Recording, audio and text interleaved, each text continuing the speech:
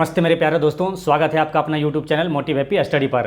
Bihar SSC की ज़बरदस्त तैयारी की शुरुआत करते हैं और शुरुआत करते हैं जीके जीएस से। जीके जीएस से जो 75 प्रश्न पूछा जाएगा, आपको ऐसी तैयारी करना है कि 75 में से 72 प्रश्नों को सही करना है। ठीक है, इसलिए इसी सिलसिले में आपको बिहार एसएससी में अब तक पूछा गया सभी प्रश्नों का सब्जेक्ट वाइज आपको सभी प्रश्नों को बताएंगे, और जो भी अति महत्वपूर्ण चैप्टर है और सब्जेक्ट है उससे जितने भी अति महत्वपूर्ण प्रश्न है वो सभी प्रश्न आपको बताएंगे, जो आपके एग्जाम में निश्चित रूप से पूछा जाएगा गारंटी के साथ। तो चलिए शुरू करते हैं और शुरुआत करते हैं हिस्ट्री से। पहले हिस्ट्री का क्वेश्चन देखते हैं। ठीक है, चलिए शुरू करते हैं। पहला क्वेश्चन है, जैन परंपरा के अनुसार कौन अंतिम से एक पूर्व तीर्थंकर माने जाते हैं? तो अंतिम से एक पूर्व तीर्थंकर, तो इससे पहले आपको जानना यह है कि अंतिम तीर्थंकर कौन था, और अंतिम तीर्थंकर मतलब कौन सा तीर्थंकर है। तो अंतिम तीर्थंकर होगा कौन सा? 24वें तीर्थंकर, क्योंकि जैन धर्म में टोटल जो है 24 तीर्थंकर थे। 24वां तीर्थंकर थे महावीर स्वामी। वही पूछा है कि अंतिम से एक पूर्व यानी कि 23वें तीर्थंकर के बारे में क्वेश्चन पूछा गया। ठीक, ये इतना महत्वपूर्ण प्रश्न है कि हमेशा एग्जाम में पूछा जाता है। अभी बिहार जो पुलिस का एग्जाम हुआ है 2024 में, उसमें भी ये प्रश्न पूछा गया। बिहार टीचर में भी प्रश्न पूछा गया। ये अक्सर रिपीट होते रहता है ये क्वेश्चन। ठीक है, और हमेशा ये पूछा जाएगा। काफ़ी महत्वपूर्ण है 23वें तीर्थंकर। ठीक है, तो तीर्थंकर जो 23वें तीर्थंकर है ये पार्श्वनाथ है। ठीक है, याद रखना है, जो जैन धर्म के 23वें तीर्थंकर ये पार्श्वनाथ है। ठीक है, 5 तीर्थंकर को आपको याद रखना है, जो कि एग्जाम में हमेशा बार बार रिपीट होते रहता है। जैन धर्म का जो पहला तीर्थंकर कौन था? तो वो था ऋषभदेव। ठीक है, ऋषभदेव याद रखना है, जैन धर्म के पहले तीर्थंकर और जैन धर्म का संस्थापक भी इसे माना जाता है।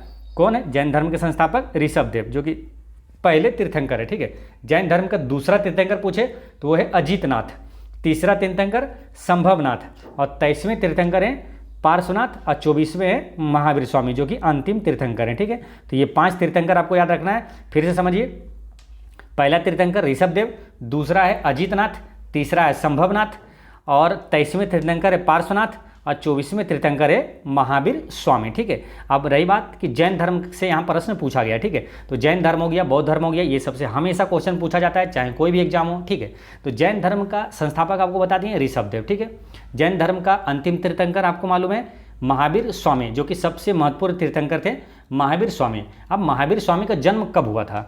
तो महावीर स्वामी का जन्म हुआ था 540 ईसा पूर्व में। ठीक है, सभी प्रश्न को आपको अति महत्वपूर्ण और कतई जहर प्रश्न बताएंगे। सभी प्रश्नों को आपको नोट करते जाना है ताकि आप कभी भूले नहीं। ठीक है, और सिस्टमेटिक ढंग से आपको बताएंगे ताकि जो भी कन्फ्यूजन वाला प्रश्न है और जो भी मोस्ट इंपॉर्टेंट एक्सपेक्टेड प्रश्न है वो सभी एक साथ आपको एक जगह मिले। ठीक है, तो महावीर स्वामी का जन्म हुआ था 540 ईसा पूर्व में।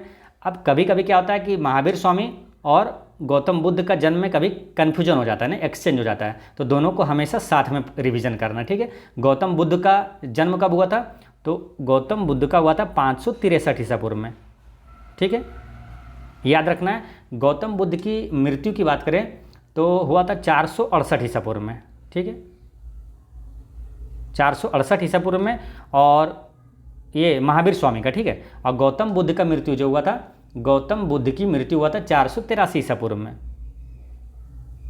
ठीक है, 483 ईसा पूर्व में ये गौतम बुद्ध की मृत्यु हुई। तो गौतम बुद्ध में एक चीज़ ध्यान रखना है, देखिए गौतम 63 है ना, कभी कन्फ्यूजन ना हो, ऐसे रिलेट करके याद रख लीजिए। गौतम 63, गौतम 63, गौतम में तो आ रहा है ना, तो यहाँ 63। ठीक है, और इनकी मृत्यु जो हुआ 83 है ना, तो आ रहा है इसमें भी 83, यानी गौतम बुद्ध वाला यानी तो वाला ये दोनों आएगा। इनका जन्म 63 और मृत्यु 483 ईसा पूर्व में। ठीक है, तो याद रखना इसे, गौतम 63 यानी गौतम बुद्ध का जन्म 563 ईसा पूर्व में हुआ, और गौतम बुद्ध की मृत्यु जो हुआ 483 ईसा पूर्व में हुआ।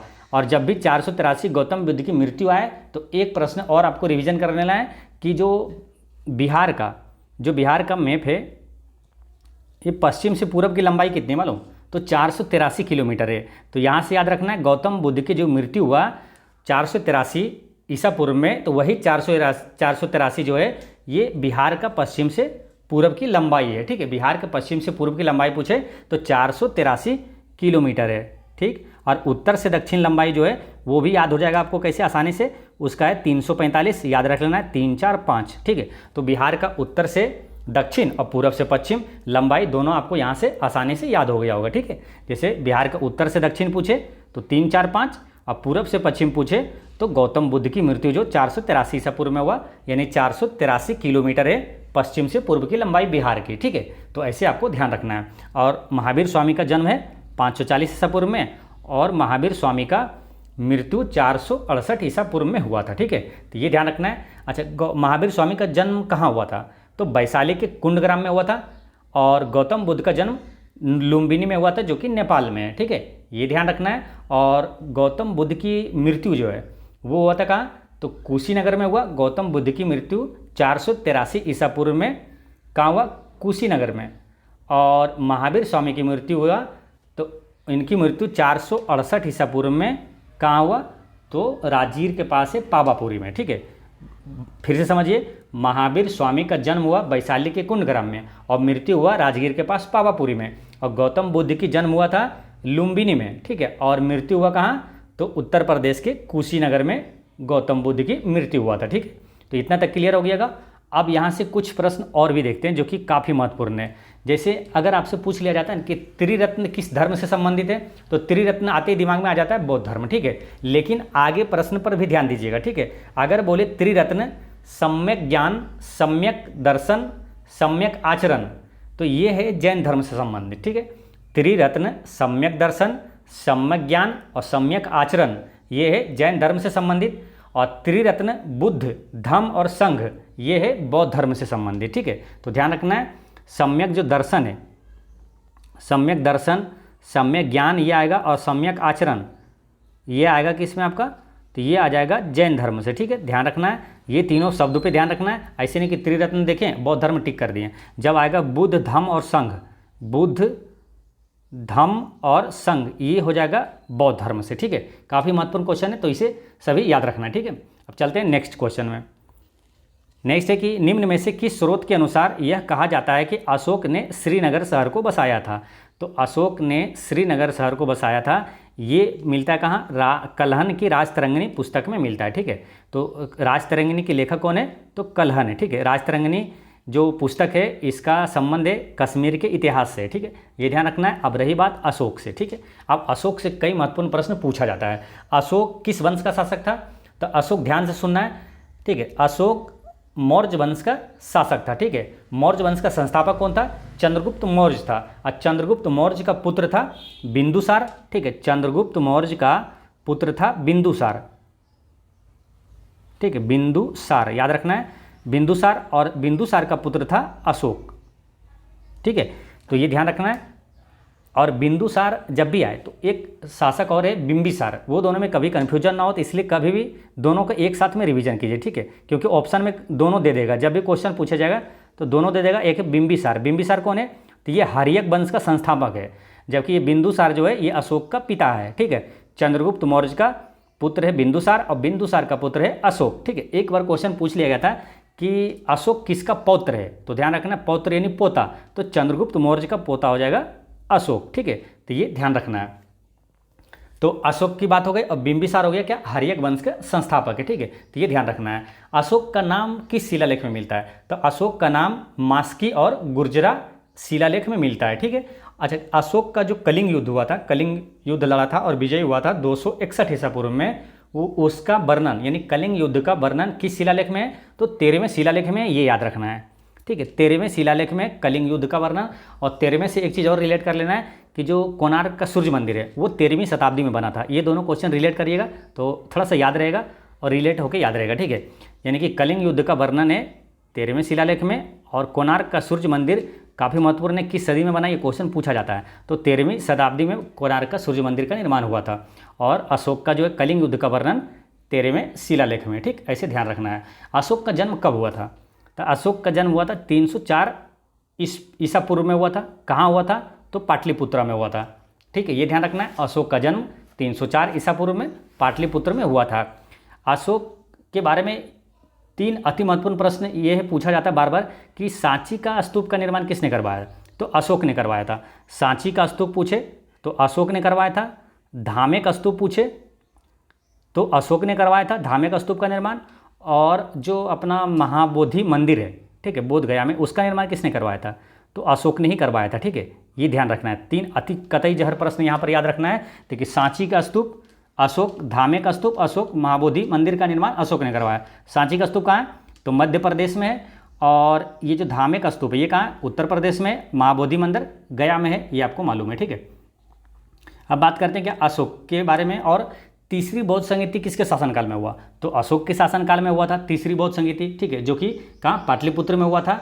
भारत का राज्य चिन्ह जो है वो किस स्तंभ से लिया गया मालूम? तो भारत का जो राज्य चिन्ह है ये सारनाथ स्थित अशोक के सिंह स्तंभ की अनुकृति है, ठीक है। तो ये भी ध्यान रखना है, अशोक का राज्य चिन्ह जो है, भारत का राज्य चिन्ह वो अशोक का जो है सारनाथ स्थित स्तंभ से ही लिया गया है, ठीक। अब बात रही किसकी? चंद्रगुप्त मौर्य की। थोड़ा बात करते हैं, क्योंकि यो मौर्य वंश का संस्थापक चंद्रगुप्त मौर्य था। तो चंद्रगुप्त मौर्य से ये क्वेश्चन आएगा कि चंद्रगुप्त मौर्य ने अंतिम दिन कहाँ बिताए थे? तो कर्नाटक के श्रवणबेल गोला में बिताए थे, ठीक है। और अशोक ने अंतिम दिनों में किस धर्म को अपनाया था? तो जैन धर्म को अपनाया था। और गोमतेश्वर की मूर्ति जो है वो कहाँ है? तो वही कर्नाटक के श्रवणबेल गोला में ही है, ठीक है। तो ये सभी प्रश्नों को याद रखना है। नेक्स्ट है, दक्षिण भारत में जैन धर्म का प्रचार प्रसार हुआ था। तो दक्षिण भारत में जैन धर्म का प्रचार प्रसार किसके द्वारा हुआ था? तो ये हुआ था भद्रबाहु द्वारा, है ना। इसका करेक्ट आंसर है भद्रबाहु द्वारा हुआ था। दक्षिण भारत में जैन धर्म का प्रचार प्रसार हुआ था, ठीक है। जैन धर्म का संस्थापक कौन था? तो ऋषभदेव था। और ये पहले तीर्थंकर थे। दूसरा तीर्थंकर अजितनाथ, तीसरा तीर्थंकर संभवनाथ, और 23वें तीर्थंकर पार्श्वनाथ, और 24वें तीर्थंकर महावीर स्वामी। नेक्स्ट है, गुप्त काल में सर्वोच्च न्यायिक प्राधिकार किसके पास था? तो 4 ऑप्शन दिया हुआ है, तो देख लीजिए किसके पास था। गुप्त काल में सर्वोच्च न्यायिक प्राधिकार किसके पास था? तो ये था राजा के पास, ठीक है। इसका करेक्ट आंसर है राजा, ठीक है। पढ़ाई ऐसी करनी चाहिए कि आप मतलब कि फुल में फुल मार्क्स आने की वही टारगेट रखना चाहिए, यानी कम से कम तो 75 में से 72 नंबर तो सही करना ही करना है, ठीक है। ऐसी तैयारी करना है, ठीक। और साथ में आपको करंट अफेयर के भी क्वेश्चन बताते जाएंगे, ठीक है। यानी कि छूटे नहीं, जीके जीएस की संपूर्ण तैयारी आपको इसी चैनल पर मिलेगा, ठीक है। तो आप बस लगातार इस चैनल पर बने रहिए और निश्चित रूप से यहाँ से हर वीडियो से गारंटी के साथ लिखित में लीजिए, हर वीडियो से प्रश्न पूछा जाएगा, ठीक है। अभी बिहार पुलिस का एग्जाम जो हुआ, अभी यूपी जो बिहार पुलिस हो गया था, बिहार टीचर का एग्जाम हुआ और यूपी पुलिस का एग्जाम हुआ, वो सभी एग्जाम में जो वीडियो हम पढ़ाए थे सभी वीडियो से कई प्रश्न पूछा गया था, ठीक है। तो इसलिए मतलब इस तरह से आपको क्वेश्चन बताएं कि मतलब कुछ छोड़ेंगे ही नहीं, मतलब जितने भी अति महत्वपूर्ण प्रश्न हैं, जो भी प्रश्न 100% पूछा जाएगा वो सभी प्रश्न आपको बताएंगे, ठीक है। जो कि आएगा ही आएगा निश्चित रूप से, ठीक। बस चैनल पर बने रहिए, आपको ज़बरदस्त यहाँ पर कंटेंट मिलेगा। तो गुप्त काल की बात करते हैं, तो ये जो न्यायिक प्राधिकार है ये किसके पास था? तो ये राजा के पास था। अब गुप्त काल से क्वेश्चन आएगा ही आएगा निश्चित रूप से, ठीक है। तो गुप्त काल का जो महत्वपूर्ण प्रश्न है वो सभी यहाँ पर देखते हैं, ठीक है। गुप्त वंश का संस्थापक कौन था? तो श्रीगुप्त था, ठीक है। गुप्त वंश का वास्तविक संस्थापक पूछे तो चंद्रगुप्त प्रथम था। अब गुप्त वंश से कौन सा क्वेश्चन आएगा एक और, कि भारत का नेपोलियन किसे कहा जाता है? तो समुद्रगुप्त को कहा जाता है। और जब भी मिले भारत का नेपोलियन तो साथ में रिवीजन कर लेना, क्या ईरान का नेपोलियन किसे कहा जाता है, क्योंकि दोनों कन्फ्यूजन कर सकता है। तो ईरान का नेपोलियन नादिर शाह को कहा जाता है, ठीक है। ईरान का नेपोलियन किसे कहा जाता है? तो नादिर शाह को कहा जाता है। और भारत का नेपोलियन समुद्रगुप्त को कहा जाता है। एक क्वेश्चन ये आएगा कि किस गुप्त शासक को सिक्कों पर बीना बजाते हुए दिखाया गया है? तो समुद्रगुप्त को सिक्कों पर बीना बजाते हुए दिखाया गया है। अच्छा, समुद्रगुप्त से संबंधित अभिलेख कौन सा मालूम? डायरेक्ट क्वेश्चन आता है कि प्रयाग प्रशस्ति अभिलेख किस शासक से संबंधित है? तो समुद्रगुप्त से संबंधित है। तो याद कैसे रखना है, देखिए, क्योंकि अभिलेख है ना 2-3 है जो कि अक्सर एग्जाम में आता है। जैसे एक प्रयाग प्रशस्ति पूछ देगा, एक ऐहोल अभिलेख पूछ देगा, ठीक है। तो प्रयाग प्रशस्ति को याद रखना कैसे मालूम? देखिए, प्रयाग प्रशस्ति अभिलेख किस शासक से संबंधित है? देखिए, प्रयाग से तुरंत दिमाग में आ जाता होगा गंगा जमुना सरस्वती, जो कि इलाहाबाद है, वो प्रयाग है, ठीक है। तो वहाँ पर क्या पानी ही पानी है, ज़्यादा बहुत सारा पानी है। प्रयाग से दिमाग में तुरंत आ जाता है कि पानी से एक छवि बन जाती है, ठीक है। उसी प्रकार समुद्र से भी पानी का छवि बन जाएगा, ठीक है। तो समुद्र गुप्त, जब भी प्रयाग आए तो समुद्रगुप्त है ना, प्रयाग में भी पानी पानी और समुद्रगुप्त समुद्र में भी पानी ही पानी, ठीक है। तो ऐसे रिलेट कर लीजिएगा। प्रयाग प्रशस्ति जो अभिलेख है ये समुद्रगुप्त से संबंधित है। और ऐहोल अभिलेख जो है इसको ऐसे रिलेट कर लीजिए कि ए होल, होल मतलब छिद्र, किस में? पुल में छिद्र है, तो ये है पुलकेशिन द्वितीय से संबंधित है, ठीक है। पुलकेशिन द्वितीय से संबंधित है ऐहोल अभिलेख। यानी कि ऐहोल यानी होल है, एक होल है किसमें? पुल में एक होल है। तो जब भी आपको आएगा ए होल अभिलेख तो तुरंत दिमाग में आ जाएगा होल यानी पुल में, पुलकेशिन द्वितीय। अब प्रयाग प्रशस्ति, प्रयाग समुद्र, ऐसे रिलेट करके आपको याद रहेगा, ठीक है। अब बात करते हैं गुप्त वंश से एक शासक का और पूछा जाता है कि नालंदा विश्वविद्यालय की स्थापना किसने किया था? तो कुमारगुप्त प्रथम ने किया था। अब नालंदा विश्वविद्यालय की बात आई है तो विक्रमशिला विश्वविद्यालय की स्थापना किसने किया था? तो धर्मपाल ने किया था। इतना महत्वपूर्ण है ये सब क्वेश्चन। देखिए अभी जो बिहार पुलिस का एग्जाम अगस्त 2024 में इसी महीने हुआ है, तो उसमें ये पूछा गया था कि विक्रमशिला किस जिला में है, ठीक है। तो ये ध्यान रखना है, विक्रमशिला जो है ये भागलपुर डिस्ट्रिक्ट में है, ठीक है। विक्रमशिला पूछे या विक्रमशिला विश्वविद्यालय पूछे तो ये भागलपुर जिला में है, और नालंदा विश्वविद्यालय वो नालंदा जिला में है, ठीक है। तो ये दोनों ध्यान रखना है। अच्छा, एक क्वेश्चन आएगा कि नालंदा विश्वविद्यालय को नष्ट किसने किया था? तो आपको याद रखना है नालंदा विश्वविद्यालय और विक्रमशिला विश्वविद्यालय, ये दोनों विश्वविद्यालय को ध्वस्त किया था किसने? बख्तियार खिलजी ने किया था। अब बख्तियार खिलजी ने किया था, थोड़ा सा ध्यान रहे इसको कैसे रिलेट करना है कि जो पटना के जो पीछे बख्तियारपुर स्टेशन है, तो वो जो बख्तियारपुर स्टेशन का नाम है ना, इसी बख्तियार खिलजी के नाम पर रखा गया है, ठीक। क्योंकि यही उस समय नालंदा विश्वविद्यालय और विक्रमशिला विश्वविद्यालय को ध्वस्त किया था, और यही बख्तियार जैसे नालंदा विश्वविद्यालय जाइएगा ना तो बख्तियारपुर स्टेशन से ही उधर मुड़ते हैं, किधर? बिहार शरीफ तरफ होते हुए उधर जाएंगे राजगीर, ठीक है। तो उधर नालंदा विश्वविद्यालय, ठीक है। तो बख्तियारपुर स्टेशन जो है इसी का नाम पर बख्तियार खिलजी के नाम पर ही रखा गया, यानी बख्तियार खिलजी ही दोनों विश्वविद्यालय को नष्ट किया था। उम्मीद करते हैं आप कभी नहीं भूलेंगे, ठीक है। अब एक क्वेश्चन आएगा आपसे कि गुप्त काल की भाषा क्या है? तो गुप्त की आधिकारिक भाषा क्या है? तो गुप्त का है संस्कृत, ठीक है। याद रखना है। देखिए दो वंश की भाषा अक्सर पूछा जाता है, गुप्त वंश की भाषा और मुगल काल की भाषा। तो गुप्त वंश की जो भाषा है, गुप्त काल की भाषा, वो है संस्कृत। याद ऐसे रखना है, गुप्त संस्कृत, गुप्त संस्कृत, गुप्त संस्कृत। और मुगल काल की भाषा है फारसी। इसे कैसे याद रखना है? तो दोस्त को लोग को बोलते हैं मजाक मजाक में मुँहा फाड़ देंगे, यानी मुगल काल की फारसी, मुँहा फाड़ देंगे, मुगल काल फारसी, मुगल काल की भाषा फारसी, ठीक है। तुरंत जब भी आएगा क्वेश्चन आप दिमाग में तुरंत क्लिक हो जाएगा, मुगल काल की फारसी, मुँहा फाड़ देंगे यानी मुगल काल की फारसी, ठीक है। अच्छा, गुप्त संवत किसने चलाया था? तो गुप्त संवत चलाया था चंद्रगुप्त प्रथम ने। कब चलाया था? 319 से 20 ईस्वी में चलाया था, ठीक है। याद रखना है 319-20 में गुप्त संवत किसने चलाया था? चंद्रगुप्त प्रथम ने चलाया था। और चंद्रगुप्त द्वितीय से एक क्वेश्चन आता है कि फाहियान किसके शासनकाल में भारत आया था? तो फाहियान जो है चंद्रगुप्त द्वितीय के शासनकाल में भारत आया था। दो ही क्वेश्चन तो आता है कि फाहियान किसके समय भारत आया? तो चंद्रगुप्त द्वितीय। और एक ह्वेनसोंग किसके समय भारत आया था? तो ह्वेनसोंग हर्षवर्धन के समय भारत आया था। नेक्स्ट क्वेश्चन देखते हैं, कृषि की शुरुआत संभवतः कब हुई? तो कृषि की शुरुआत हुई थी कब? तो ये 7000 ईसा पूर्व के आसपास हुआ था। कृषि की शुरुआत 7000 ईसा पूर्व के आसपास हुआ था, ठीक है। कृषि की शुरुआत किस काल में हुआ था? तो ये हुआ था नवपाषाण काल में, ठीक है। नवपाषाण काल में कृषि की शुरुआत हुई थी। और नवपाषाण काल की जो अवधि थी वो काल था कब से कब तक था?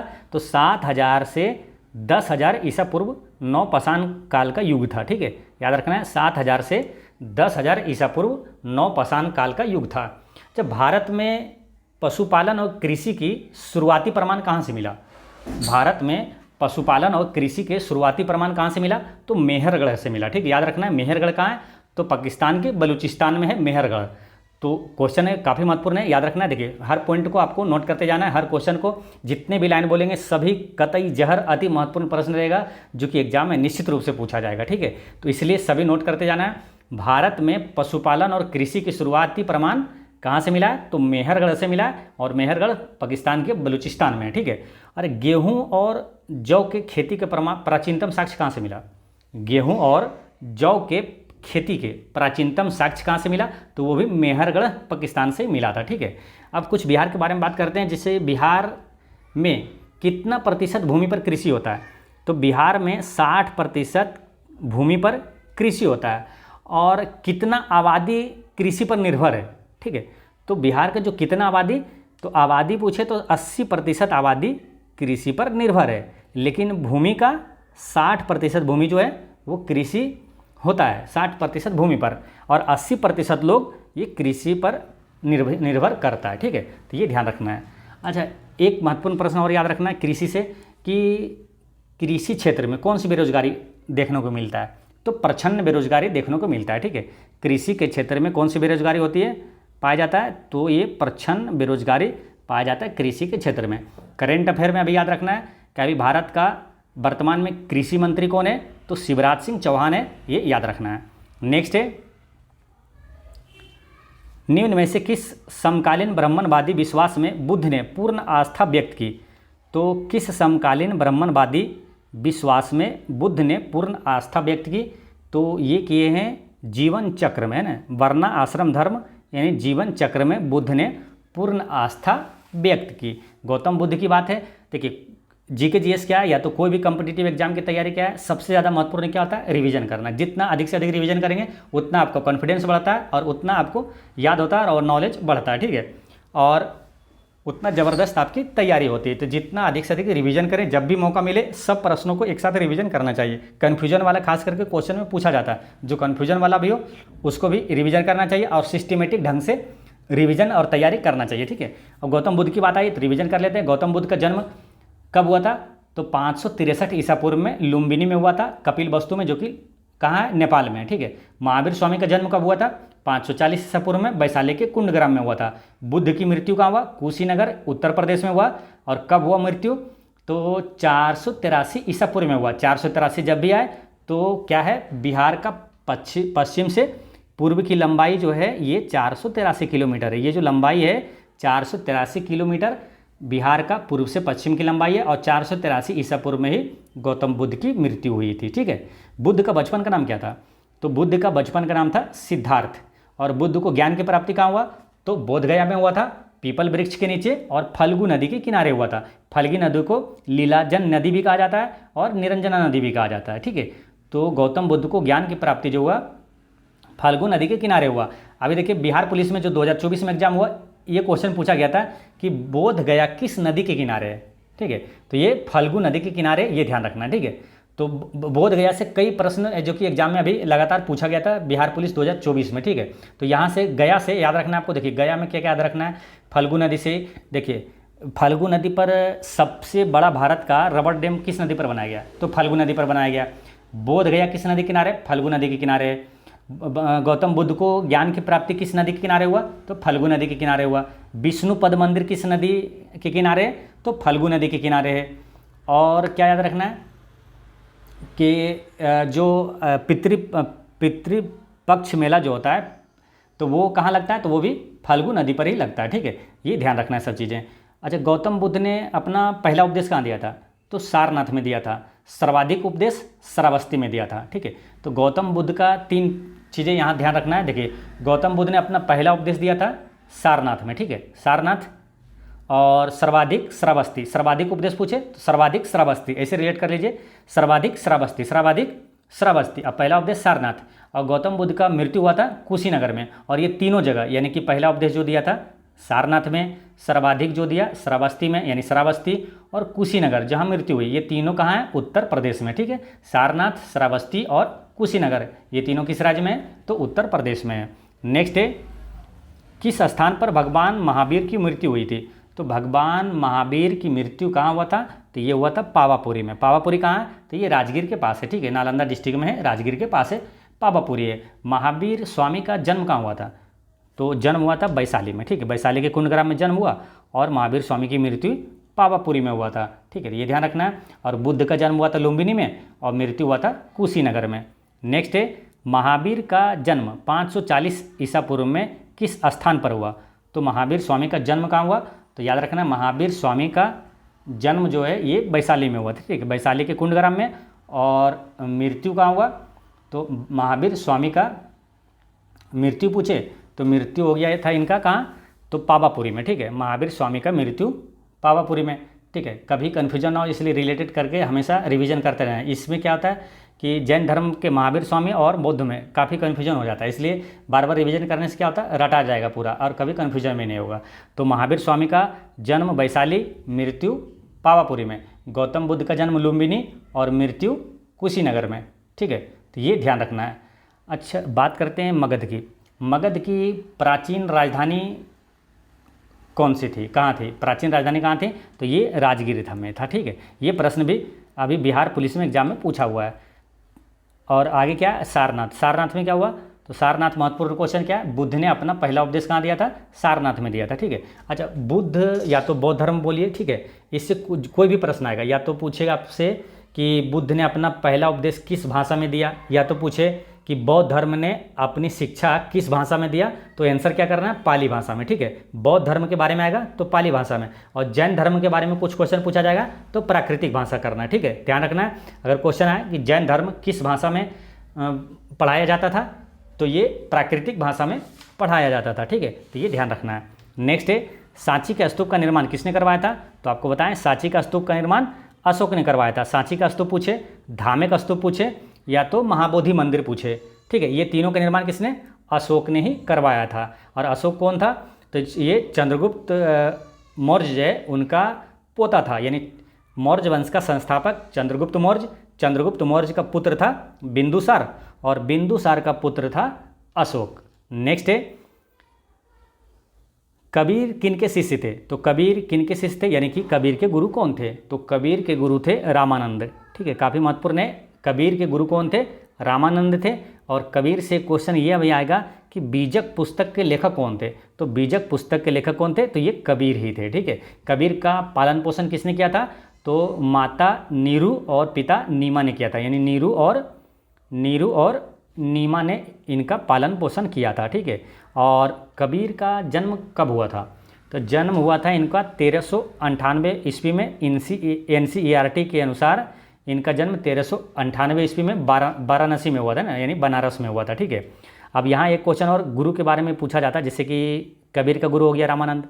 एक पूछा जाएगा आपसे मीराबाई के गुरु कौन थे, तो मीराबाई के गुरु थे संत रविदास। ठीक, ये ध्यान रखना है। नेक्स्ट है, पुरी में स्थित विश्व प्रसिद्ध जगन्नाथ मंदिर का निर्माण किसने करवाया था, तो पुरी में स्थित विश्व प्रसिद्ध जगन्नाथ मंदिर का निर्माण अनंत बर्मन ने करवाया था। ठीक है, याद रखना है, अनंत बर्मन चोड गंगदेव ने करवाया था। ठीक है, और ये जो जगन्नाथ मंदिर है ये है कहाँ, तो ये उड़ीसा के पुरी में है। उड़ीसा में 3 अति महत्वपूर्ण मंदिर है जो कि अक्सर एग्जाम में पूछा जाता है। कौन कौन सा है, देखिए, एक तो हो गया पुरी का जगन्नाथ मंदिर उड़ीसा में है, कोणार्क का सूर्य मंदिर उड़ीसा में है, लिंगराज मंदिर कहाँ है, उड़ीसा में है। ठीक है, मंदिर के बारे में कुछ क्वेश्चन आपको यहाँ पर क्लियर करवाते हैं, क्योंकि जब भी आएगा ना तो आप कन्फ्यूजन हो जाएगा। जब तक एक साथ नहीं पढ़िएगा तो जब याद कर लीजिएगा, लेकिन एग्जाम में आएगा तो कन्फ्यूजन हो जाएगा और गलत आंसर कर दीजिएगा। ठीक है, तो यहाँ पर कुछ आपको नोट करना और ध्यान रखना है, ये सब याद कर लीजिएगा, तो कुछ भी आएगा तो आप आसानी से उसको छांट कर टिक करके कन्फर्म आंसर करिएगा। ठीक है, अब ऐसे समझिए, देखिए पहले तो ये ध्यान रखना है कि कोणार्क का सूर्य मंदिर, लिंगराज मंदिर और पुरी का जगन्नाथ मंदिर ये कहाँ है, उड़ीसा में। ठीक है, अब बात करते हैं क्या पुरी का जगन्नाथ मंदिर का निर्माण किसने करवा दिया था, तो अनंत बर्मन ने करवाया। ठीक है, कोणार्क का सूर्य मंदिर का निर्माण किसने करवाया, कोणार्क का सूर्य मंदिर का निर्माण नरसिंह देव प्रथम ने करवाया था। ठीक है, याद रखना है, नरसिंह देव प्रथम। ठीक है, ध्यान रखना है, यहाँ पर क्या आता है, नरसिंह देव प्रथम, इसको थोड़ा सा ध्यान रखना है, नरसिंह देव प्रथम। ठीक है, क्योंकि इसी तरह 2 और नाम है, कौन सा है, नरसिंह बर्मन प्रथम और नरसिंह बर्मन द्वितीय है। ठीक है, तो यहाँ पर बर्मन नहीं, देव है। ठीक है, ध्यान रखना है, जो कोणार्क का सूर्य मंदिर का निर्माण करवाया था वो नरसिंह देव है। ठीक है, ये ध्यान रखना, नोटिस करना हमेशा, ऐसे नहीं कि याद कर लिए बाद में क्या है नरसिंह देव प्रथम ऑप्शन में रहता है, तो आप ये कन्फ्यूजन आ जाता है कि नरसिंह देव प्रथम है या नरसिंह बर्मन प्रथम है। ठीक है, तो कोणार्क का सूर्य मंदिर का निर्माण नरसिंह देव प्रथम है। ठीक है, ये ध्यान रखना है, कोणार्क का सूर्य मंदिर का निर्माण किसने करवाया, तो नरसिंह देव प्रथम ने करवाया था। कोणार्क का सूर्य मंदिर का निर्माण किस सदी में हुआ था, ये याद रखना है, तो 13वीं सदी में हुआ था। काफ़ी महत्वपूर्ण क्वेश्चन है, ये क्वेश्चन पूछा जाएगा आपसे कि किस सदी में हुआ, तो 13वीं सदी में, 13वीं शताब्दी में कोणार्क का सूर्य मंदिर का निर्माण हुआ था। अब 13वीं आए तो एक वो भी याद कर लीजिए आप साथ में कि कलिंग युद्ध का वर्णन अशोक का जो था वो किस शिलालेख में है, तो 13वें शिलालेख में है। ठीक है, और बात करते क्या, लिंगराज मंदिर का निर्माण किसने करवाया, तो जो कि उड़ीसा में है, लिंगराज मंदिर का निर्माण यानी किसने बनवाया था, तो ययाति केसरी ने बनाया था। लिंगराज मंदिर को किसने बनवाया था, तो ययाति केसरी ने बनवाया था। ठीक है, तो ध्यान रखना है, आपको बताएं कि कोणार्क का सूर्य मंदिर का नरसिंह देव प्रथम और लिंगराज मंदिर का निर्माण ययाति केसरी ने। अब यहाँ से ध्यान रखना है, 2 क्वेश्चन और है जो कि काफ़ी कन्फ्यूजन वाला है। एलोरा का कैलाश मंदिर का निर्माण किसने करवाया, तो एलोरा का कैलाश मंदिर का निर्माण जो कि एलोरा का कैलाश मंदिर कहाँ है, ये भी क्वेश्चन पूछा जाता है। तो एलोरा का कैलाश मंदिर है और एक है कांचीपुरम का कैलाश मंदिर। तो एलोरा का कैलाश मंदिर है महाराष्ट्र में, ठीक है, और एलोरा का कैलाश मंदिर जो है ये महाराष्ट्र में है। इसका निर्माण राष्ट्रकूट शासक कृष्ण प्रथम ने करवाया, ठीक है। फिर से समझिए, एलोरा का कैलाश मंदिर का निर्माण राष्ट्रकूट शासक कृष्ण प्रथम ने करवाया था। यहाँ से 2 क्वेश्चन घुमा के पूछ लिया जाता है। एक बार ऐसे पूछा जाएगा कि एलोरा का मंदिर का निर्माण किसने करवाया, तो ऑप्शन में कृष्ण प्रथम नहीं रहेगा, डायरेक्ट रहेगा राष्ट्रकूटों ने, ठीक है। तो ध्यान रखना, राष्ट्रकूट शासक, और कभी राष्ट्रकूट नहीं रहेगा तो कृष्ण प्रथम टिक करना, ठीक है। राष्ट्रकूट शासक था कृष्ण प्रथम ने एलोरा का कैलाश मंदिर का निर्माण करवाया था। और कांचीपुरम का कैलाश मंदिर का निर्माण किसने करवाया था, जो कि तमिलनाडु में है। तो कांचीपुरम के कैलाश मंदिर का निर्माण ये करवाया था नरसिंह वर्मन द्वितीय, ठीक है। ध्यान रखना है, नरसिंह वर्मन द्वितीय ये पल्लव शासक था, ठीक है। और देखिए यहीं पर कन्फ्यूजन न होना है, इसलिए ध्यान रखना है। वो जो था कोणार्क का सूर्य मंदिर, उसका निर्माण करवाया था नरसिंह देव प्रथम। और यहाँ क्या है, अब इसको ऐसे रिलेट करिए। देखिए ये जो कैलाश मंदिर है, ये कैलाश मंदिर कितना है, 2 है। एक एलोरा का कैलाश मंदिर जो कि आपको मैप में देखिएगा, तो इंडिया के मैप में इधर महाराष्ट्र में आ जाएगा, और दूसरा जो है ये दक्षिण में है, यानी कि तमिलनाडु में। दूसरा जो है कांची मतलब कि कैलाश मंदिर दूसरा है दक्षिण में, और दूसरा है यानी 2 है, दो है कैलाश मंदिर। तो इसका निर्माण नरसिंह वर्मन द्वितीय है ना, ये 2 है तो द्वितीय ऐसे रिलेट करना है, नरसिंह वर्मन द्वितीय ने करवाया था। और कोणार्क का सूर्य मंदिर का निर्माण वो नरसिंह देव प्रथम ने करवाया था, ठीक है। कोणार्क का सूर्य मंदिर का निर्माण नरसिंह देव प्रथम ने करवाया था। और कैलाश मंदिर 2 है, इसलिए कांचीपुरम का कैलाश मंदिर का निर्माण नरसिंह वर्मन द्वितीय ने करवाया था। और एलोरा का वो कृष्ण प्रथम, आपको याद रहेगा, ठीक है। और एक व्यक्ति और है इसी तरह, ठीक है, कौन है, तो महाबलीपुरम का रथ मंदिर का निर्माण किसने करवाया था, तो नरसिंह वर्मन प्रथम ने करवाया था, ठीक है। तो जो 2 है वो द्वितीय ने है, और जो सिंपल है कि महाबलीपुरम का रथ मंदिर का निर्माण तो वो नरसिंह वर्मन प्रथम ने करवाया था, ठीक है। एक बार फिर समझिए, देखिए आप नोट कर लीजिए। पहले बात करते हैं नरसिंह वर्मन प्रथम और नरसिंह वर्मन द्वितीय, है ना, दोनों ये पल्लव शासक था, ठीक है। देखिए महाबलीपुरम का रथ मंदिर का निर्माण नरसिंह वर्मन प्रथम ने करवाया था, ठीक है, ये हो गया।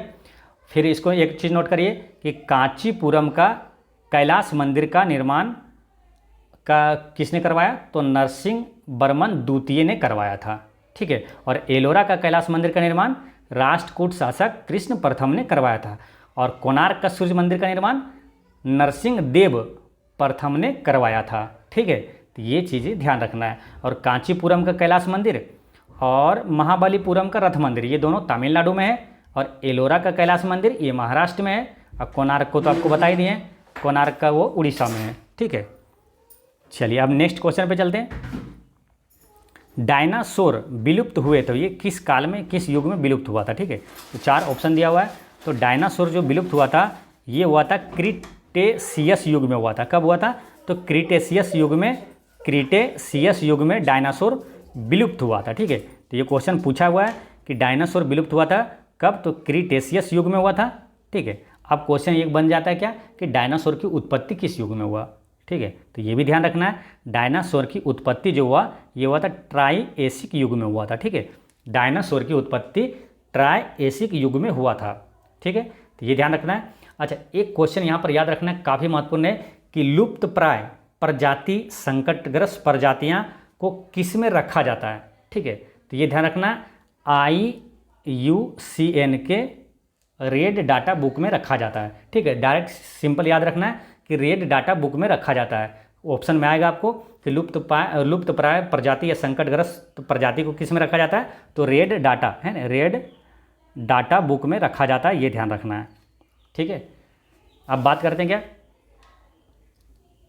रेड डाटा बुक में हो गया। अब नेक्स्ट क्वेश्चन देखते हैं, क्वेश्चन नंबर है 13। ऋग्वेद में निम्नलिखित में से किस नदी का उल्लेख नहीं है, तो ऋग्वेद में किस नदी का उल्लेख नहीं है, तो इसमें से किसका उल्लेख नहीं है, तो इसमें आपको आंसर हो जाएगा रावी, ठीक है। रावी नदी का उल्लेख नहीं है, ठीक है। अब यहाँ से क्वेश्चन कुछ महत्वपूर्ण है जो कि एग्जाम में निश्चित रूप से पूछा जाता है, ठीक है। जैसे ऋग्वेद में सर्वाधिक वर्णन किस नदी का है, तो ऋग्वेद में सर्वाधिक जो उल्लेख है किस नदी का उल्लेख किया हुआ है, तो सिंधु नदी का उल्लेख किया हुआ सबसे ज़्यादा, ठीक है। और ऋग्वेद में सबसे पवित्र नदी किसको माना गया, तो सरस्वती नदी को सबसे पवित्र माना गया, ठीक है।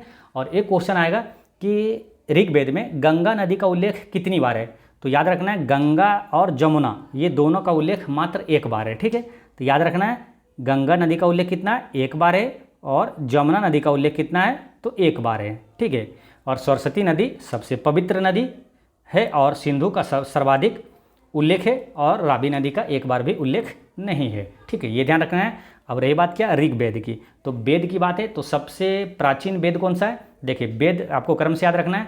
सबसे प्राचीन है ऋग्वेद, उसके बाद है यजुर्वेद, उसके बाद है सामवेद, उसके बाद है अथर्ववेद, ठीक है। सबसे प्राचीन वेद पूछे तो ऋग्वेद हो गया, सबसे नवीन वेद पूछे तो अथर्ववेद हो गया।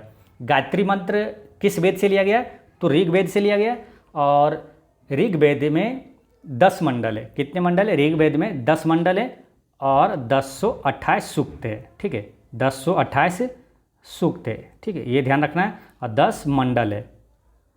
अब यहाँ से एक क्वेश्चन ये पूछ लिया जाएगा कि शूद्र का उल्लेख किस मंडल में है, तो ऋग्वेद के 10वें मंडल में है शूद्र का उल्लेख, ठीक। अब यज्ञ का अनुष्ठान जो है या तो गद्य और पद का संग्रह ये किस में है, तो ये है यजुर्वेद में। और संगीत का उल्लेख है, संगीत का वर्णन सामवेद में है। और जादुई मंत्री यानी कि जादू टोना का समावेश जो है ये अथर्ववेद में, ठीक है, ये ध्यान रखना है। अच्छा, वेद के रचयिता कौन है, तो वेद के रचयिता है वेद व्यास है, ठीक है। वेद के रचयिता वेद व्यास है। अब देखिए आप कभी पढ़िएगा क्या, आप कभी बाद में क्वेश्चन आएगा आपको कि श्रीमद् भगवत गीता के रचयिता कौन है, तो वो भी वेद व्यास है, ठीक है।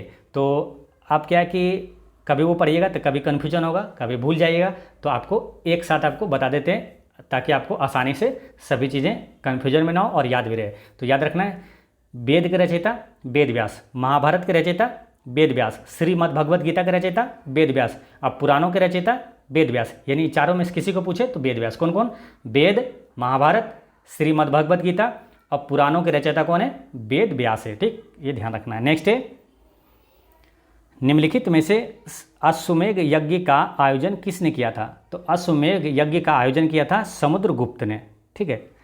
अश्वमेध यज्ञ का आयोजन किसने किया था, समुद्रगुप्त ने। और समुद्रगुप्त जब भी आए तो तुरंत रिवीजन दिमाग में आ जाना चाहिए कि भारत का नेपोलियन किसे कहा जाता है, समुद्रगुप्त को कहा जाता है। और जो सिक्कों पर बीना बजाते हुए किसको दिखाया गया, तो समुद्रगुप्त को दिखाया गया, ठीक है। और भारत का नेपोलियन जैसी आए तो तुरंत दिमाग में आ जाना चाहिए क्या, ईरान का नेपोलियन किसे कहा जाता है, तो नादिर शाह को कहा जाता है, ठीक। अब इससे क्या है, समुद्र यानी पानी ही पानी, प्रयाग में पानी ही पानी, यानी प्रयाग प्रशस्ति जो है अभिलेख किससे संबंधित है, तो समुद्रगुप्त से संबंधित है, ठीक। और ये जो प्रयाग प्रशस्ति अभिलेख है ये किसने लिखा था, तो समुद्रगुप्त का एक दरबारी कवि था हरिसेन, है ना, तो हरिसेन द्वारा लिखा गया था ये प्रयाग प्रशस्ति अभिलेख, ठीक।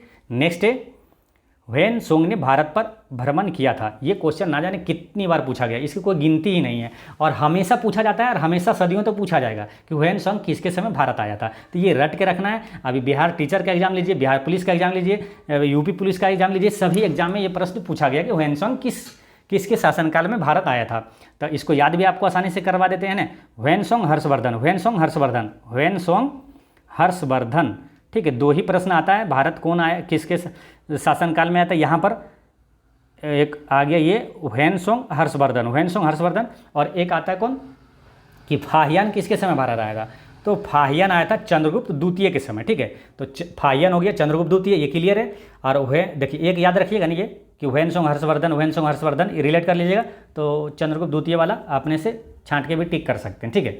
तो ह्वेन सोंग हर्षवर्धन के समय आया था और फाहियान जो है ये आया था चंद्रगुप्त द्वितीय के समय भारत आया था, ठीक है। ह्वेन सोंग कहाँ का यात्री था, तो चीन का यात्री था। ह्वेन सोंग भारत कब आया था, ये भी एक क्वेश्चन पूछा गया था बीपीएससी में कि ह्वेन सोंग भारत कब आया था, तो 630 ईस्वी में आया था, ये ध्यान रखना है, ठीक है। बीपीएससी में प्रश्न पूछा गया कि कब आया था। और अगर क्वेश्चन ये पूछा जाएगा कि ह्वेन सोंग ने किस विश्वविद्यालय में अध्ययन किया था, तो नालंदा विश्वविद्यालय में अध्ययन किया था। यात्रियों का राजकुमार किसे कहा जाता है, तो ह्वेन सोंग को कहा जाता है। और एक इनका पुस्तक याद रखना है, CU की पुस्तक के लेखक कौन है, ये क्वेश्चन आएगा, CU की पुस्तक के लेखक कौन है, तो ह्वेन सोंग है, ठीक है, तो ये ध्यान रखना है। अब रही बात क्या, हर्षवर्धन, हर्षवर्धन से आपको 3 काफ़ी महत्वपूर्ण पुस्तक है जो कि आएगा एग्जाम में, तो आप आसानी से टिक कर दीजिएगा। उसको याद कैसे रखना है, देखिए इनका 3 पुस्तक है हर्षवर्धन की, हर्षवर्धन की 3 पुस्तकें कौन कौन सा है? नागानंद, रत्नावली और प्रियदर्शिका। ठीक है, तो इसको याद ऐसे रख लीजिए, हंस ना रे पिया। ठीक है, एक लाइन लिख लीजिए, तीनों पुस्तक इसका हमेशा याद रहेगा। हंस से हो गया हर्षवर्धन, ना रे पिया यानी नागानंद, रे से रत्नावली, पिया से प्रियदर्शिका। ठीक है, ये तीनों प्रसिद्ध पुस्तक है हर्षवर्धन की। बस एक चीज़ याद रखना है, हंस ना रे पिया, तो यानी कि हर्षवर्धन की 3 पुस्तकें, ना रे पिया यानी नागानंद, रत्नावली, प्रियदर्शिका। ठीक है, तो ये तीनों पुस्तक हमेशा हमेशा के लिए याद रहेगा।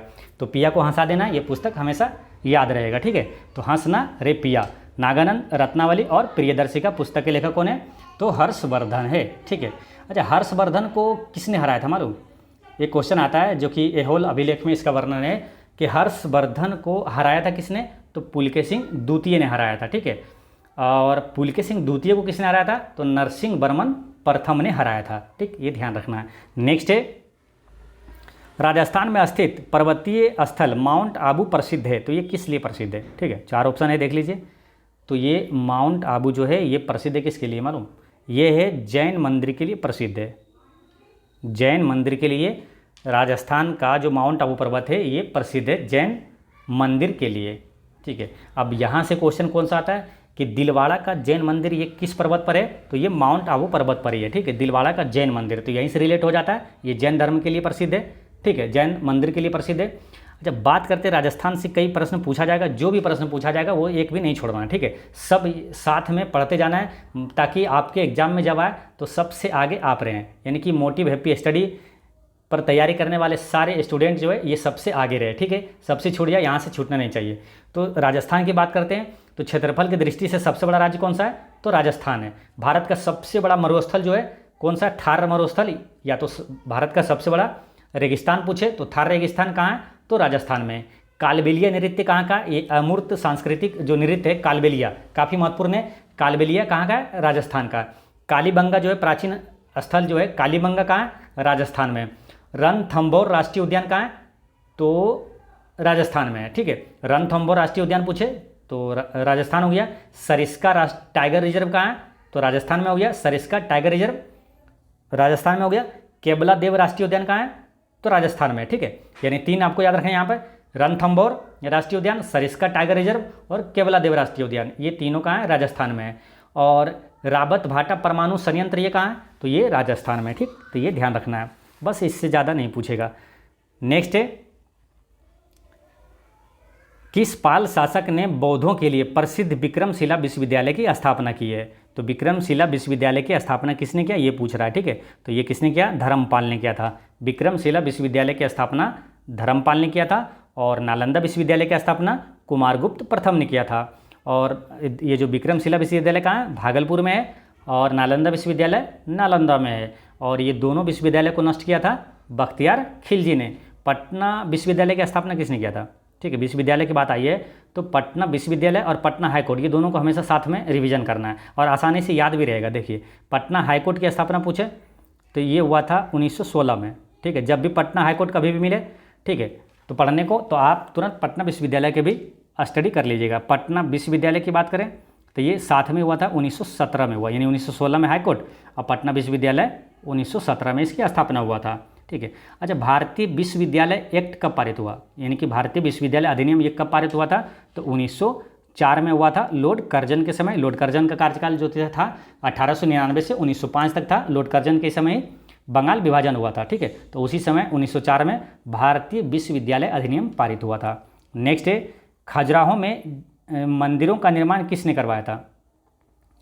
तो ये खजुराहो का मंदिर का निर्माण करवाया था किसने? तो ये बुंदेलखंड के चंदेलों के द्वारा किया गया था। बुंदेलखंड के चंदेलों के द्वारा किया गया था। ये अभी जो एक्स्ट्रा फैक्ट्स आपको बताते हैं, ये जो प्रश्न है जितना और उससे कई गुना ज़्यादा महत्वपूर्ण हो जाता है आपको जो एक्स्ट्रा फैक्ट्स बताते हैं। ठीक है, तो एक्स्ट्रा फैक्ट्स को आपको नोट करते जाना है। ठीक है, तो खजुराहो का मंदिर है कहाँ? तो खजुराहो का मंदिर जो है ये मध्य प्रदेश के छतरपुर जिला में। ठीक है, और कंदरिया महादेव का मंदिर कहाँ? यहाँ से 2 ही प्रश्न आएगा। खजुराहो से जब आएगा तो खजुराहो और एक कंदरिया महादेव का आएगा। ठीक है, तो खजुराहो का मंदिर कहाँ पूछेगा? तो मध्य प्रदेश के छतरपुर जिला में। और कंदरिया महादेव का मंदिर कहाँ है? तो कंदरिया महादेव का मंदिर भी यहीं पर है, यानी कि खजुराहो मंदिर परिसर में ही कंदरिया महादेव का मंदिर है, यानी खजुराहो में ही है। ठीक, कंदरिया महादेव मंदिर का निर्माण किसने करवाया? तो चंदेल राजा ने करवाया था। ठीक है, कौन सा चंदेल राजा था? धंगदेव चंदेल था, यानी कि दोनों का निर्माण चंदेलों ने ही करवाया था। ठीक है, कंदरिया महादेव का मंदिर का निर्माण धंगदेव चंदेल, ठीक है, धंगदेव चंदेल ने करवाया था कंदरिया महादेव के मंदिर का निर्माण।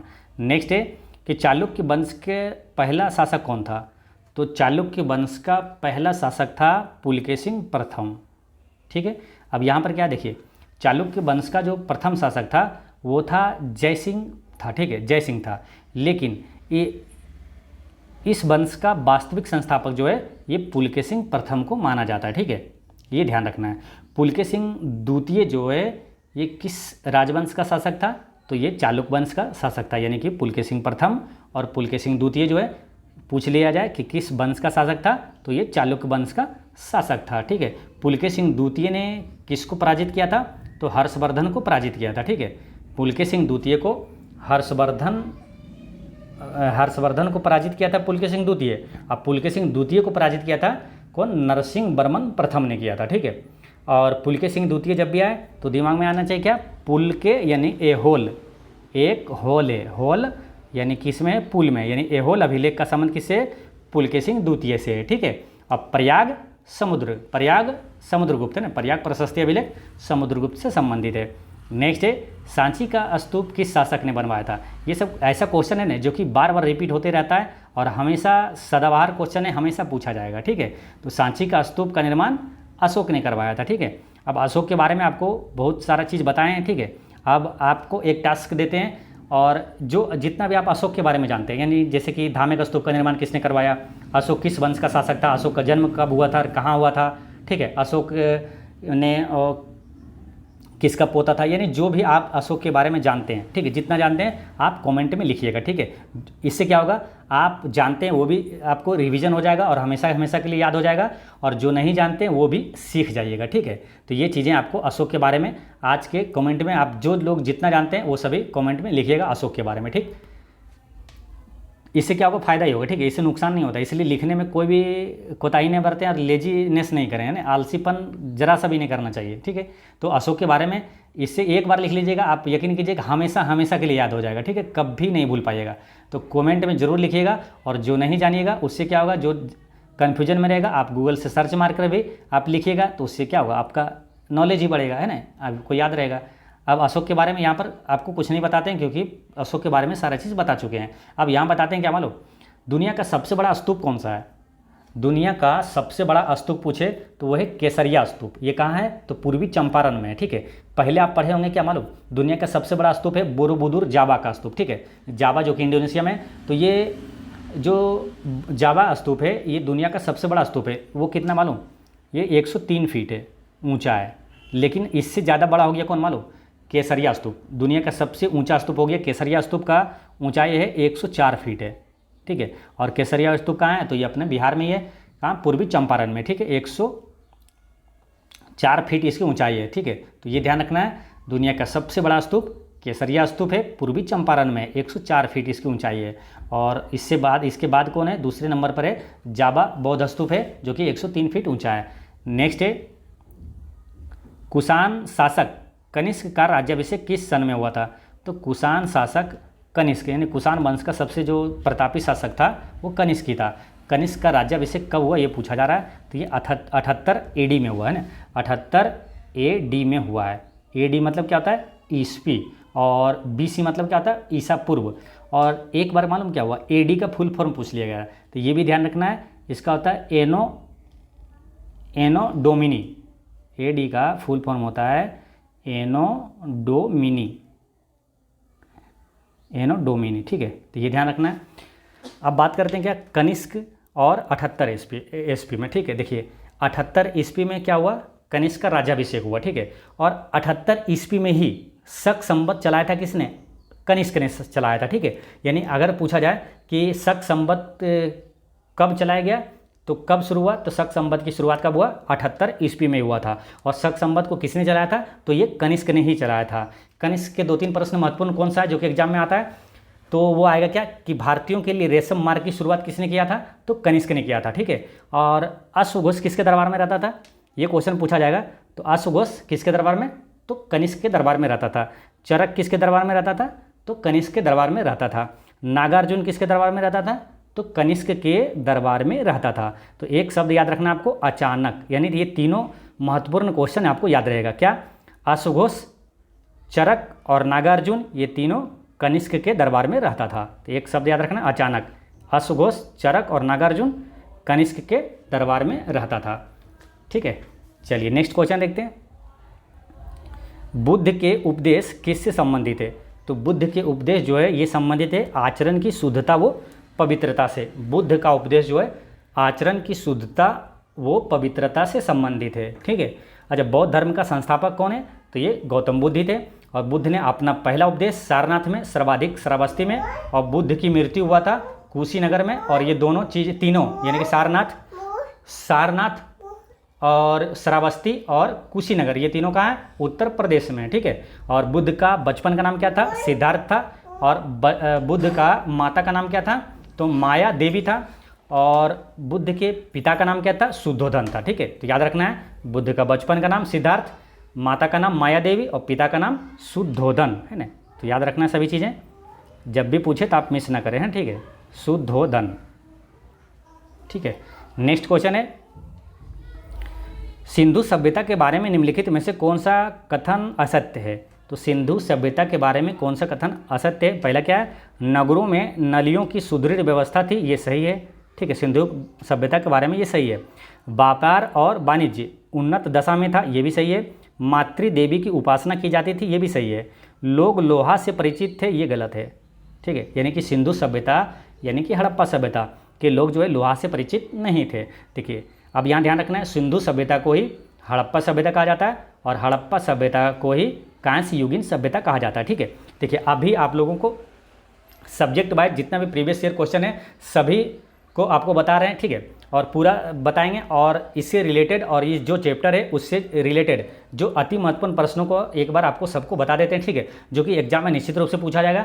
उसके बाद आप लोग जब आगे बढ़ेंगे हम लोग धीरे धीरे, तो जैसे सिंधु घाटी सभ्यता है तो चैप्टर वाइज आपको जो अति महत्वपूर्ण है सिर्फ एक एक चैप्टर वाइज आपको, जैसे सिंधु घाटी सभ्यता, हड़प्पा सभ्यता, तो हड़प्पा सभ्यता से जो भी महत्वपूर्ण क्वेश्चन आएगा वो सभी आपको डिटेल में, जैसे हड़प्पा सभ्यता में जो प्राचीन स्थल है वहाँ से क्या, जैसे मोहनजोदड़ो हो गया, या तो लोथल हो गया, धौलावीरा हो गया, कालीबंगा हो गया, ये सभी के बारे में जो एक एक दो प्रश्न महत्वपूर्ण है उसका एक वीडियो लेकर आएंगे। ठीक है, तो आप लोग के कहने पर जरूर लेकर आएंगे चैप्टर वाइज, वो सभी जो महत्वपूर्ण जो ट्रेंडिंग टॉपिक रहेगा वो सभी आपको अलग वीडियो आपको बीच बीच में बताते रहेंगे। ठीक है, तो बात कर लेते हैं थोड़ा सा अभी सिंधु सभ्यता के बारे में। सिंधु सभ्यता को ही हड़प्पा सभ्यता कहा जाता है और कांस्य युगीन सभ्यता भी कहा जाता है। ठीक, सिंधु घाटी सभ्यता का काल कब से कब तक है मालूम? तो ये था 2350 ईसा पूर्व से 1750 ईसा पूर्व था। ठीक है, तो ये ध्यान रखना, ये मान्यता पूर्व जो ये काल है, ठीक है, 2350 ईसा पूर्व से 1750 ईसा पूर्व था। ठीक है, हड़प्पा सभ्यता की खोज किसने किया था? तो आपको मालूम है दयाराम साहनी ने किया था, 1921 में किया था। हड़प्पा सभ्यता की खोज किया था दयाराम साहनी ने 1921 में किया था। हड़प्पा किस नदी के किनारे है? तो ये रावी नदी के किनारे है। और हड़प्पा सभ्यता के लोग मुख्य रूप से किस धातु का प्रयोग करते थे? तो ये कांस्य का प्रयोग करता था ना, कांसा। ठीक है, इसीलिए इसे कांस्य युगीन सभ्यता भी कहा जाता है। अच्छा, मानव ने सर्वप्रथम किस धातु का प्रयोग किया था? तो मानव ने सर्वप्रथम तांबा धातु का प्रयोग किया था। ठीक है, ये ध्यान रखना है। और सिंधु सभ्यता का प्राचीन बंदरगाह कौन सा था? तो वो था लोथल। काफ़ी महत्वपूर्ण क्वेश्चन है, हमेशा पूछा जाता है। लोथल जो है सबसे प्राचीन सबसे बड़ा बंदरगाह था सिंधु घाटी सभ्यता का। ठीक है, प्राचीन यानी हड़प्पा सभ्यता का पूछे तो यही है लोथल। और लोथल कहाँ है? तो लोथल गुजरात में। ठीक है, लोथल और धौलावीरा ये दोनों गुजरात में। ठीक है, मोहनजोदड़ो कहाँ है? तो मोहनजोदड़ो है सिंध पाकिस्तान में। मोहनजोदड़ो से भी कुछ क्वेश्चन आता है, जैसे कि मोहनजोदड़ो का अर्थ क्या होता है? तो मृतकों का टीला होता है। सबसे विशाल अन्नागार पूछे, सबसे विशाल स्नानागार ये कहाँ मिला था? तो मोहनजोदड़ो में ही मिला था। नेक्स्ट देखते हैं, नव नालंदा महाविहार किसके लिए विख्यात है? तो नव नालंदा विहार जो है यानी कि नालंदा विश्वविद्यालय, ये किसके लिए प्रसिद्ध है? तो ये प्रसिद्ध है नव नालंदा विहार। ये आपका प्रसिद्ध है, मालूम किसके लिए? ऑप्शन देखते हैं, और ये पाली अनुसंधान संस्थान के लिए प्रसिद्ध है। ठीक है, पाली अनुसंधान संस्थान के लिए प्रसिद्ध है। अच्छा, नव नालंदा महाविहार की स्थापना कब हुआ था? तो ये हुआ था 1951 में, ठीक, ये भी ध्यान रखना है। अच्छा, पाली और एवं बौद्ध धर्म के अध्ययन के लिए ये प्रसिद्ध है, ठीक है, तो ये ध्यान रखना है, पाली और बौद्ध धर्म के लिए ये नव नालंदा बिहार ये प्रसिद्ध था। नेक्स्ट है, बोध गया में बोधि वृक्ष अपने वंश की इस पीढ़ी का, यानी कि किस पीढ़ी का ये पूछा जा रहा है। बोध गया में जो है बोधि वृक्ष है ये अपने वंश की किस पीढ़ी का है, तो ये है आपका आ जाएगा किस में मालूम, ये है चतुर्थ पीढ़ी का। जो बोधि वृक्ष है ये अपने वंश का चतुर्थ पीढ़ी का है ये, ठीक है। देखिए बोधि वृक्ष जो है बिहार राज्य के गया जिले में बोध गया मंदिर परिसर में स्थित एक पीपल का वृक्ष है, और इसी वृक्ष के नीचे भगवान बुद्ध को ज्ञान की प्राप्ति हुआ था, ठीक है, ये ध्यान रखना है, और इसीलिए इसे बोधि वृक्ष भी कहा जाता है, ठीक है। और बोधि वृक्ष जो है ये चतुर्थ वंश का पीढ़ी का है, ठीक। अच्छा, महाबोधि मंदिर जो है ये कहाँ है, तो बोध गया में है। क्वेश्चन काफ़ी महत्वपूर्ण है, अभी तो ये आपको बताएं कि बिहार पुलिस में क्वेश्चन आया था कि बोध गया जो है महाबोधि मंदिर ये किस नदी के किनारे है, तो ये फल्गु नदी के किनारे है, ठीक है। और महाबोधि मंदिर बोध गया में है और इसका निर्माण अशोक ने करवाया था। अच्छा, महाबोधि मंदिर को यूनेस्को की विश्व धरोहर सूची में कब शामिल किया गया, 2002 ईस्वी में किया था, ये भी ध्यान रखना है, ठीक है। महाबोधि मंदिर को यूनेस्को की विश्व धरोहर सूची में शामिल किया गया था कब, 2002 ईस्वी में किया था, ठीक है। बात कर लेते हैं थोड़ा सा फल्गु नदी के बारे में एक बार फिर से, ठीक है। बुद्ध को ज्ञान की प्राप्ति कहाँ हुआ, तो आपको बोध गया में हुआ, किस नदी के किनारे, फल्गु नदी के किनारे। विष्णुपद मंदिर किस नदी के किनारे है, तो फल्गु नदी के किनारे। भारत का सबसे बड़ा रबर डैम किस नदी पर बनाया गया है, तो फल्गु नदी पर बनाया गया है, ठीक है। तो दोस्तों इस वीडियो में आज इतना ही तक रहने देते हैं, ठीक है। फिर आपको आगे क्वेश्चन नेक्स्ट वीडियो में लेकर आते हैं, क्योंकि वीडियो फिर ज़्यादा लंबा हो जाएगा। नेक्स्ट जितने भी क्वेश्चन हैं ये फिर अगले वीडियो में लेकर आते हैं, ठीक है। और एक चीज़ हमेशा याद रखना है, आपकी मुस्कान एक अनमोल खजाना है, इसे छोटी छोटी बातों में खोने ना दें।